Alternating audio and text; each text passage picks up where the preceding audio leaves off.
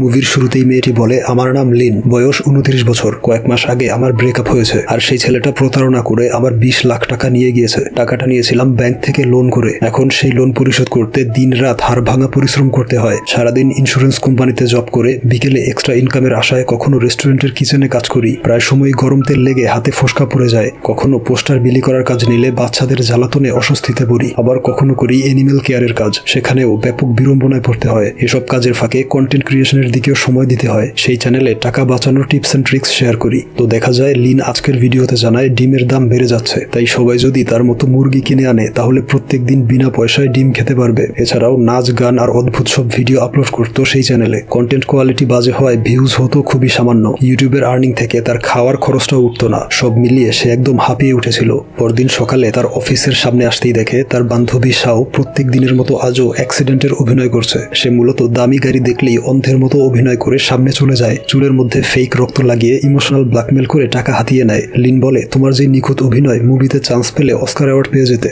তখন দামি আরেকটা গাড়ি দেখে শাও চলে যায় তার কাজে। আর লিনকে কেউ একজন ফোন করে বলে সে ইউটিউব কাস্টমার সার্ভিস থেকে বলছে। লিন তার চ্যানেলের ডেসক্রিপশনে ব্যাংক অ্যাকাউন্ট নাম্বার দিয়েছিল যাতে মানুষ তাকে ডোনেশন পাঠায়। এইভাবে টাকা তুলে সে ইউটিউবের নিয়ম ভঙ্গ করেছে। এই কারণে তার চ্যানেলটা সাসপেন্ড করা হবে। তবে জানানো হয় একটা উপায় আছে চ্যানেলটাকে বাঁচানোর। তার জন্য 30,000 টাকা জরিমানা দিতে হবে। তার কথা মতো লিন তখনই এটিএম বুথে চলে যায়, কিন্তু টাকা পাঠানোর সময় বুঝতে পারে যে অ্যাকাউন্ট নাম্বারটা তাকে দেওয়া হয়েছে সেটা হচ্ছে একটা পার্সোনাল অ্যাকাউন্ট। আর ইউটিউবের মতো একটা কোম্পানি কখনোই পার্সোনাল অ্যাকাউন্টে টাকা পাঠানোর কথা বলবে না। এই ভেবে সে কার্ড বের করে চলে আসে তার অফিসে। তাদের ইন্স্যুরেন্স কোম্পানির ডাটাবেজে অ্যাকাউন্ট নাম্বারটা সার্চ করতেই লোকটার সমস্ত ডিটেল চলে আসে। তার নাম হচ্ছে ওয়াং। লিনের বুঝতে বাকি থাকে না সে স্ক্যাম হয়ে যাচ্ছিল। আর একটু হলেই টাকাগুলো হাতিয়ে নিত। বলে, আপনার বায়োডাটা বের করেছি, এখনই সোশ্যাল মিডিয়ায় পোস্ট করব আর আপনাকে পুলিশে ধরিয়ে দিব। এই শুনে ওয়াং বুঝতে পারে সে ধরা পড়ে গিয়েছে, তাই মুখ বন্ধ রাখার জন্য 5,000 টাকা অফার করে। তবে লিন দাবি করে 20 লাখ টাকার। এই শুনে ওয়াং বলে, এর চেয়ে ভালো আপনি পুলিশে কমপ্লেন করুন। তখন লিনের মাথায় একটা আইডিয়া আসে, আগামীকাল তার সাথে দেখা করবে। পরদিন সে জায়গা মতো চলে আসে।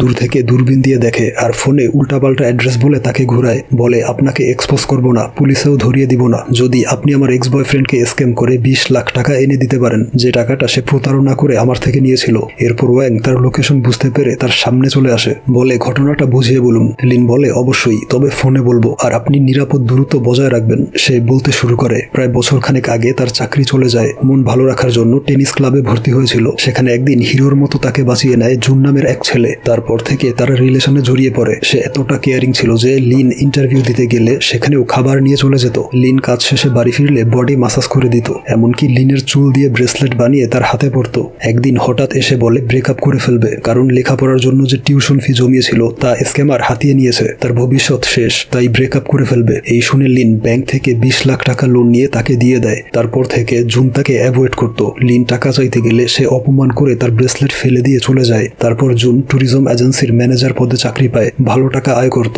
তখন লিন আবারও টাকা চাইতে গিয়েছিল। সাথে নিয়েছিল গোপন ভয়েস রেকর্ডার, যাতে জুনের ভয়েস রেকর্ড করে পুলিশে কমপ্লেন করতে পারে। তবে সে তার চালাকি বুঝে গিয়ে অফিস থেকে বের করে দেয়। ওয়াং জিজ্ঞেস করে, টাকা দেওয়ার আগে জুনের সিগনেচার নিয়েছিলে? তখন লিন একটা কাগজ বের করে দেখায়, যেটা ছিল তাদের সারা জীবন একসাথে থাকার লাভ এগ্রিমেন্ট। ওয়াং বুঝতে পারে লিন কতটা ইনোসেন্ট। তখন লিন তাকে জুনের অফিসটা দেখায়। দেখা যায় সে অফিস থেকে একটা মহিলার সাথে বেরিয়ে আসে। তাকে দেখতেই লিন গাড়িতে লুকিয়ে দূরবীন দিয়ে দেখে। বলে, উনি হচ্ছেন জুনের বস, ওনাকেও প্রেমের ফাঁদে ফেলে চাকরিটা নিয়েছে। তখন ওয়াং তার স্পেশাল ট্যালেন্ট দেখায়। সে ঠোঁট নাড়ানো দেখেই বুঝতে পারে মানুষটা কি বলছে। জুন বলছিল তার চুল দিয়ে ব্রেসলেট বানিয়েছে। এই শুনে লিন বলে, ও মেয়ে পটানোর স্ক্রিপ্ট চেঞ্জ করেনি, সবাইকে একই কথা বলে। তবে তুমি সত্যি বলছো কিনা তা চেক করতে হবে। এই বলে গাড়ির গ্লাস আটকে বিভিন্ন কথা বলে। এরপর গ্লাস খুলে তাকে জিজ্ঞেস করলে বুঝতে পারে সে সত্যি ট্যালেন্টেড।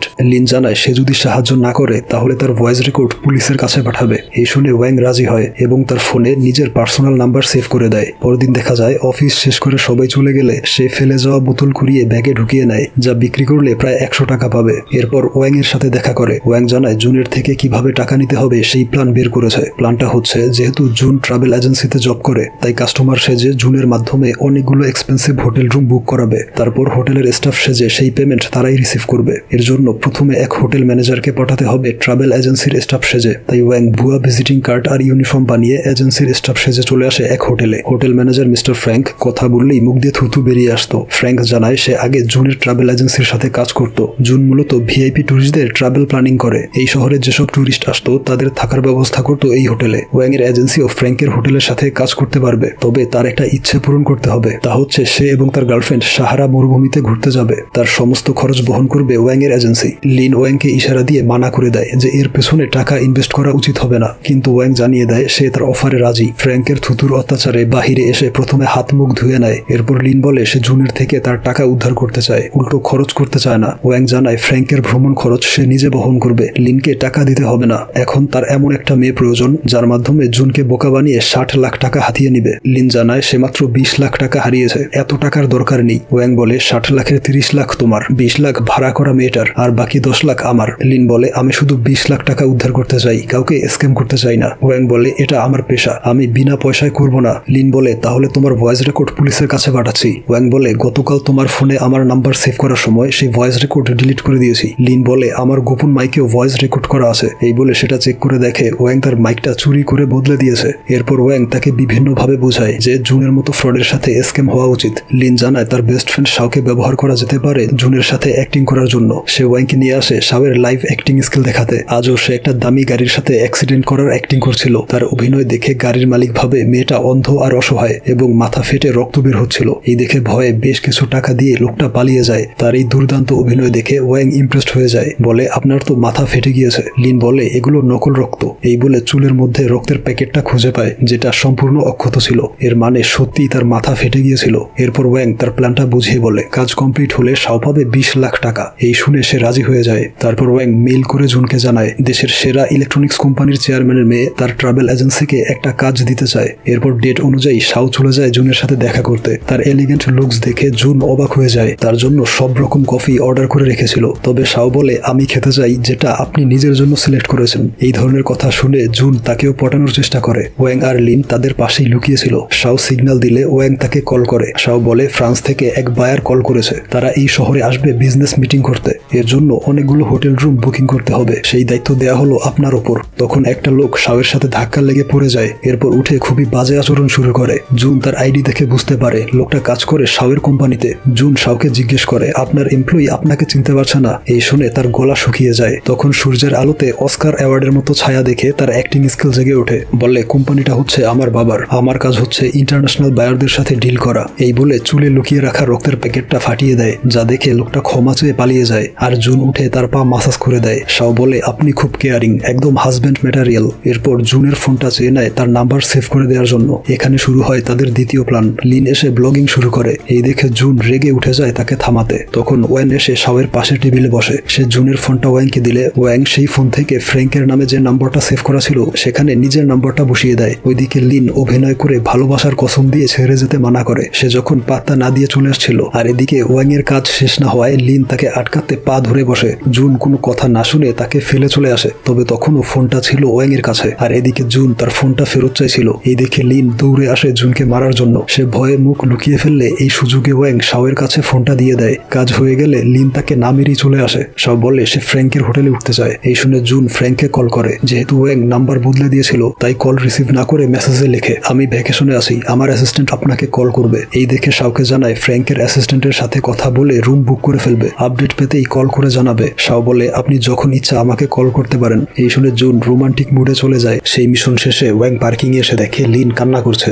জানায় জুনের সাথে অ্যাক্টিং করতে গিয়ে তার শার্ট ছেড়ে গিয়েছে। সে সত্যি জুনকে ভালোবেসেছিল, আর এখন এমন সিচুয়েশনে পড়তে হবে কখনো কল্পনা করেনি। ওয়াং এর কাছে একটা ব্যান্ডেজ টেপ ছিল, সেটা লিনকে দেয় শার্টে লাগানোর জন্য। এরপর বাড়ি ফিরে মাসিক আয় ব্যয়ের হিসাব করছিল। তখন তার মা ফোন করলে বাহিরে এসে কথা বলে। হাঁটতে হাঁটতে কিছুটা দূরে চলে আসে, দেখে ওয়াং গাড়ির মধ্যে শুয়ে আছে। কাছে আসতেই তার পেটের শব্দ শুনে বুঝতে পারে সে না খেয়ে আছে। তাই লিন তাকে নিয়ে যায় ডিনার করাতে। জিজ্ঞেস করে সে কেন গাড়ির মধ্যে ঘুমায়। ওয়াং জানায় সে একজন স্ক্যামার, তাই দ্রুত পালিয়ে যেতে সবসময় গাড়ির মধ্যেই থাকে। এরপর লিন বলতে শুরু করে সে প্রথমে একটা ভালো জব করত, সেখানে তার চাকরিটা চলে যাওয়ার পর এই শহরে চলে এসেছিল। জুনের মতো সাপোর্টিভ কাউকে পেয়ে সে আবারও ঘুরে দাঁড়ানোর চেষ্টা করে, তবে শেষমেশ জুন তাকে এভাবে ধোকা দিবে তা কখনো কল্পনা করেনি। এসব বলে সে প্রচুর ড্রিঙ্কস করে। তারপর ওয়াং তাকে নিয়ে বেরিয়ে পড়ে রাতের শহরটা ঘুরিয়ে দেখাতে। তখন লিন একটা বাটন দেখে জিজ্ঞেস করে এটা কিসের। ওয়াং বলে এটা প্রেস করলে গাড়ির ছাদ খুলবে, যান্ত্রিক ত্রুটি থাকায় একবার খুললে আর আটকানো যাবে না। তার কথা না শুনে সে বাটন প্রেস করে, আর তখনই গাড়ির কনভার্টেবল রূপ ওপেন হয়ে যায়। মৃদু বাতাসে আর রাতের শহরটা দেখে মন ভালো হয়ে যায় লিনের। এর কিছুক্ষণ পরেই বৃষ্টি শুরু হয়। এরপর লিন একটা রেইনকোট কিনে আনে, যেটা ছিল বাচ্চাদের নিয়ে বাইক রাইড করার কম দামি রেইনকোট। ওয়াং বলে দুজনের জন্য আলাদা কিনতে পারলে না। লিন বলে এটা সস্তা তাই এনেছি। পরদিন লিন তার গাড়ির ভাঙা ব্যাকলাইট দেখে বলে ইন্স্যুরেন্স ক্লেম করে এটার ক্ষতিপূরণ পেতে সাহায্য করতে পারবো। ওয়াং বলে দরকার নেই, এটা অনেক আগে থেকেই ভাঙা। তখন ফ্র্যাঙ্ক তাকে জানায় সে মরুভূমির ঝড়ে আটকে পড়েছে, 5 দিন পর ফিরে আসবে, অর্থাৎ তাদের যা করার এই 5 দিনের মধ্যেই করতে হবে। এরপর ওয়াং তাদের নিয়ে অপেক্ষা করে, সে এক জিনিয়াসকে তাদের টিমে যুক্ত করবে। ঠিক তখনই টং নামের লোকটা চোখের পলকে তাদের সামনে হাজির হয়। সে ওয়াংকে কোলে তুলে নিয়ে আদর করে। ওয়াং জানায় এই লোকটা তার আঙ্কেল, উনি তাকে কোলে পিঠে করে বড় করেছে, আর এখন ওনার কাজ হচ্ছে ফ্র্যাঙ্কের অ্যাসিস্ট্যান্ট সেজে জুনের সাথে ডিল করা। ওনার স্পেশালিটি হচ্ছে উনি অভিনয় আর চুরিতে এক্সপার্ট এবং চোখের পলকে যা কিছু করে ফেলতে পারে। টং দেখায় এখানে আসার পথে এই সব কিছু চুরি করেছে। তার এই ট্যালেন্ট দেখে তারা অবাক হয়ে যায়। এরপর ওয়াং তাকে ফাইল এবং কাজ বুঝিয়ে দেয়। সে বিদায় নিয়ে চোখের পলকে উধাও হয়ে যায়। সে আসলে ট্রাকে উঠে পড়েছিল, আর ওইদিকে তারা হতবাক হয়ে ভাবে যে এক নিমিষে কিভাবে চলে গেল।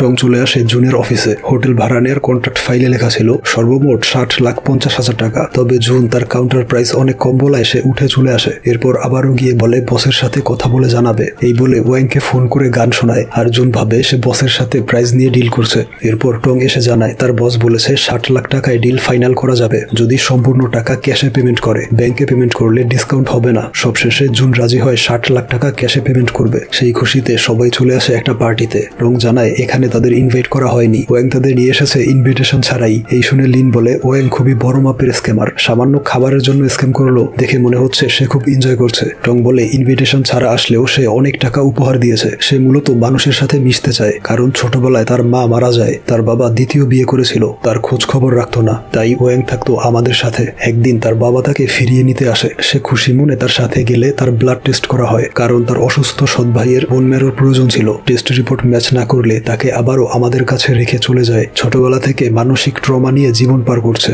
পরবর্তীতে তার বাবার সাথে আবারও দেখা হয়েছিল। অ্যাক্সিডেন্টে তার ব্যাকলাইট ভেঙে দিয়েছিল। লোকটা তাকে চিনতে পারেনি, আর সেও কিছু না বলে চলে আসে। এজন্যই সে ব্যাকলাইট চেঞ্জ করতে চায় না। ভাঙা ব্যাকলাইট বাবার স্মৃতি হিসেবে রেখেছে। এরপর রাতের বেলা জুন কল করে শাওকে বলে হোটেল স্টাফের সাথে কথা হয়েছে, টাকা পাঠিয়ে দিলে আজকেই বুকিং করে ফেলবে। তখন সে ওয়াং এর শেখানো কথা অনুযায়ী বলে কোম্পানির ফিনান্সিয়াল ডিপার্টমেন্ট বিভিন্ন কাজে ব্যস্ত, আপনি পেমেন্ট কমপ্লিট করুন, আমি পরে আপনার অ্যাকাউন্টে পাঠিয়ে দিব। জুন বলে অন্তত কিছু টাকা আপনাকে অ্যাডভান্স করতে হবে, বাকিটা আমি ম্যানেজ করব। আর কোনো উপায় না থাকায় ওয়াং শিখিয়ে দেয় শাওয়ের ব্যক্তিগত 20 লাখ টাকা ডিপোজিট করা আছে, সেটা জুনের কাছে পাঠাবে। এই শুনে জুন রাজি হয়ে যায়। এতে লিন রেগে বলে এখন 20 লাখ টাকা কোথায় পাবে। দেখা যায় ওয়াং তার গাড়ির ইন্স্যুরেন্স থেকে 20 লাখ টাকা লোন নেয়। টাকাটা অ্যাকাউন্টে জমা করে জুনের নামে প্রমিসারি নোটের স্লিপ পাঠায়। সেই স্লিপের ছবি শাও পাঠায় জুনের কাছে। জুন এই টাকা উঠাতে হলে সেই স্লিপটা ব্যাংকে জমা দিতে হবে। এই সিস্টেমকে প্রমিসারি নোট বলা হয়। শাও জানায় আগামীকাল সে আসবে স্লিপ নিয়ে। তাই পরদিন জুন তাকে রিসিভ করতে এয়ারপোর্টে চলে আসে। শাওকে পটানোর জন্য মেয়েদের চুলের ব্রেসলেট পরে আসে। শাও জানায় ব্যাংক স্লিপ আনতে মনে ছিল না। জুন বলে আজকেই হোটেল পেমেন্ট কমপ্লিট করতে হবে। শাও বলে আপনি পেমেন্ট করে দিন, আগামীকাল আমার অ্যাসিস্ট্যান্ট স্লিপটা আপনার কাছে পৌঁছে দিবে। জুন রাজি হয় তার এই অফারে। এরপর ব্যাংকে কল করে কনফার্ম হয় তার নামে একটা প্রমিসারি নোট রয়েছে। এই শুনে সিদ্ধান্ত নেয় নিজের থেকে হোটেল পেমেন্ট কমপ্লিট করে দিবে। সেদিন রাতে লিন ওয়াংকে নিয়ে আসে লাভ ব্রিজে। এখানে জুনের সাথে এসে লাভ লক লাগিয়েছিল। প্রচলিত আছে যেই কাপল এখানে লাভ লক লাগাবে তাদের ভালোবাসা স্থায়ী হবে। আর এখন লিন এসেছে সেই লকটা ভাঙার জন্য। ওয়াং অনেক চেষ্টা করে সেটা ভাঙতে না পেরে জুনের নামটা মুছে দেয়। তখন ক্যামেরাম্যান তাদের ছবি তুলে লকেট বানিয়ে 100 টাকা দাবি করে। তবে তারা জানায় তারা কাপল নয়। এই শুনে লোকটা বিরক্ত হয়ে চলে যায়। তখন ফ্র্যাঙ্ক ভিডিও মেসেজ পাঠায়, উটের লাথি খেয়ে তার অবস্থা খারাপ, আগামীকাল ফিরে আসবে। এই দেখে ওয়াং লিনকে বলে হাতে একদম সময় নেই, এখনই আঙ্কেল টংকে জুনের কাছে পাঠাবো টাকা নেওয়ার জন্য। প্ল্যান অনুযায়ী টং চলে আসে জুনের অফিসে। জুন বলে দেয় ক্লায়েন্ট আমাকে 20 লাখ পাঠিয়েছে, যদিও টাকাটা এখনো হাতে আসেনি। এরপরেও মিস শাওকে বিশ্বাস করে 20 লাখ টাকা নিজের থেকে দিচ্ছি, এটা অ্যাডভান্স হিসেবে নিয়ে হোটেল রুম কনফার্ম করে দিন, বাকি টাকা হাতে পেলেই আপনাকে পৌঁছে দেওয়া হবে। উপায় না থাকায় সে ওই টাকা নিয়ে চলে আসে। ওয়াংকে বলে জুন খুবই চালাক, খুব শীঘ্রই সে আমাদের প্ল্যান বুঝে ফেলবে, আমাদের উচিত এই 20 লাখ টাকা নিয়ে পালিয়ে যাওয়া। ওয়াং তার কথায় রাজি হয়ে অর্ধেক তাকে বুঝিয়ে দিয়ে চলে আসে ডিনার করতে। এদিকে লিন আর শাও তাদের জন্য অপেক্ষায় ছিল। কথা ছিল টাকা উদ্ধার করে সবাই মিলে পার্টি করবে। বহুবার কল করলেও ওয়াং রিসিভ করে না। লিন আবারও স্ক্যামের শিকার হবে তা বিশ্বাস করতে পারছে না। আবারও ভিডিও বানাতে শুরু করে। বলে স্ক্যাম হওয়া টাকা উদ্ধার করার জন্য একজন স্ক্যামারের সাহায্য নিয়েছিলাম, আর সেই আমাকে স্ক্যাম করে চলে গেল। তখন ওয়াং ফিরে আসে, বলে গাড়ি ধীরে চালিয়েছিলাম তাই লেট হয়েছে। লিন বলে আমি সত্যি তোমাকে বিশ্বাস করেছিলাম, তুমি টাকা নিয়ে পালিয়ে যেতে চেয়েছো, এটাও বুঝতে পেরেছি, শুধু জানতে চাই কেন ফিরে আসলে। দেখানো হয় ওয়াং তার গাড়ির ভাঙা ব্যাকলাইটে সেই একই রকম টেপ দেখতে পায় যেটা সে লিনকে দিয়েছিল তার ছেঁড়া জামা আটকানোর জন্য। এই দেখে ভাবে লিনের বিশ্বাস ভাঙা ঠিক হবে না, তাই ফিরে এসেছে। এরপর তার নতুন প্ল্যান করে, কারণ ফ্র্যাঙ্ক চলে এসেছে, তাই এখন আর হোটেল বুকিং নিয়ে স্ক্যাম করা যাবে না, আর যা করার আজকের মধ্যেই করতে হবে। তাই নতুন প্ল্যান অনুযায়ী লিনকে পাঠানো হয় প্রমিসারি নোটের টাকা উঠিয়ে ফেলার জন্য, আর শাও জুনকে নিয়ে আসে ওয়াং এর কাছে। ওয়াং নিজেকে স্পোর্টস কার ডিলার হিসেবে পরিচয় দেয়। শাও ওয়াং এর কাছ থেকে একটা কার কিনবে তার বাবার জন্মদিনের গিফট হিসেবে। আজকে সন্ধ্যায় জন্মদিনের পার্টি, 40 লাখ টাকা অ্যাডভান্স দিয়েছিল, বাকি 40 লাখ আজকের মধ্যে দিতে না পারলে গাড়িটা কিনতে পারবে না। আর আজকে অফ ডে থাকায় তার হাতে কোনো ক্যাশ নেই, তাই জুনকে বলে আমাকে একদিনের জন্য 40 লাখ টাকা ধার দাও। ওইদিকে লিন প্রমিসারি নোটের 20 লাখ টাকা উঠিয়ে নেয়, আর এদিকে জুন তার ট্রাভেল এজেন্সির ওনারের কাছে টাকা ধার চায়, সে তাকে মানা করে দেয়। এই শুনে শাও ওয়াং এর হাত ধরে চলে যায়। কিছুক্ষণ পর ফ্র্যাঙ্ক জুনকে ফোন করে জানায় সে ট্যুর থেকে ফিরে এসেছে। ফ্র্যাঙ্কের নম্বরটা তার ফোনে সেভ করা ছিল না দেখে সে বেশ অবাক হয় এবং ফ্র্যাঙ্কের অ্যাসিস্ট্যান্ট টং এর কথা জিজ্ঞেস করে, যার কাছে 20 লাখ টাকা দিয়েছিল হোটেল বুকিং এর জন্য। ফ্র্যাঙ্ক জানিয়ে দেয় টং নামের কাউকে সে চিনে না। এই শুনে জুনের মাথায় আকাশ ভেঙে পড়ে। তখন সে শাওয়ের গাড়ি ফলো করে লিনকে দেখতে পায়, আর এখন বুঝতে পারে ওরা সবাই মিলে তাকে স্ক্যাম করছে। এরপর সে একটা বুদ্ধি বের করে। তারা চলে যাওয়ার পর লিনের বাড়ি চলে আসে। লিনকে জানায় সে সবকিছু জানতে পেরেছে, এটাও বুঝতে পেরেছে যে ওয়াং আর শাও সব টাকা নিয়ে পালাবে, সে তার ভাগ পাবে না। তাই এখন লিন যদি তাকে সাহায্য করে তাহলে সে তার 20 লাখ টাকা উঠাতে পারবে, যেটা হোটেল বুকিং এর কথা বলে ওয়াং আর টং তার থেকে নিয়েছিল। লিন তার অফারে রাজি হয়। জুনের প্ল্যান অনুসারে 40 লাখ টাকা তার ট্রাভেল এজেন্সির মালিকের লকার থেকে নিয়ে ওয়াংকে দেয়। ওয়াং সেই টাকা জমা রাখে লিনের কাছে। এরপর লিন জুনের কথা মতো সব টাকা নিয়ে চলে আসে। জুন টাকাগুলো গাড়িতে রাখে। এরপর লিন গাড়িতে উঠতে গেলে দেখে দরজা লক করে রেখেছে। বুঝতে পারে জুন আবারও তাকে ধোকা দিয়েছে। এতে সে একদম ভেঙে পড়ে, তার এই বিমর্ষ চেহারার ছবি তুলে হাসি ঠাট্টা করে। তখন লিন উল্টো হেসে ওঠে, বলতে শুরু করে ফ্র্যাঙ্ক চলে আসায় তাদের হাতে সময় ছিল আজকের দিনটা। জুনের মতো ধুরন্ধর কাউকে স্ক্যাম করতে এই অসাধারণ আইডিয়ার আশ্রয় নিয়েছে। প্রথমে ওয়াং ভয়েস চেঞ্জ করে ফ্র্যাঙ্কের ভয়েসে বলেছিল টং নামের কাউকে সে চেনে না। সন্দেহে পড়ে জুন তাদের গাড়ির পিছু করে। তারপর তারা তিনজন স্বইচ্ছায় জুনকে দেখা দিয়েছিল। একজন লোক লিনের সামনে ছিল, যার ফলে জুন তাকে প্রথমে দেখতে পায়নি। তাই সে লোকটাকে জুতোর ফিতা ঠিক করতে বলে। এর ফলে জুন তাকে ভালোভাবে দেখতে পায়, আর শেষমেশ তাকে যে টাকার ব্যাগ দেওয়া হয়েছে তার মধ্যে রয়েছে লিনের জমানো খালি বোতল। এই দেখে তার অবস্থা হয় দেখার মতো। এবার লিন তার ছবি তুলে নেয়। তখন ওয়াং এসে লিনকে নিয়ে যায়। তারপর লিন জুনের ওনারকে তার টাকা ফিরিয়ে দেয়, যেটা জুন নিয়েছিল তার লকার থেকে।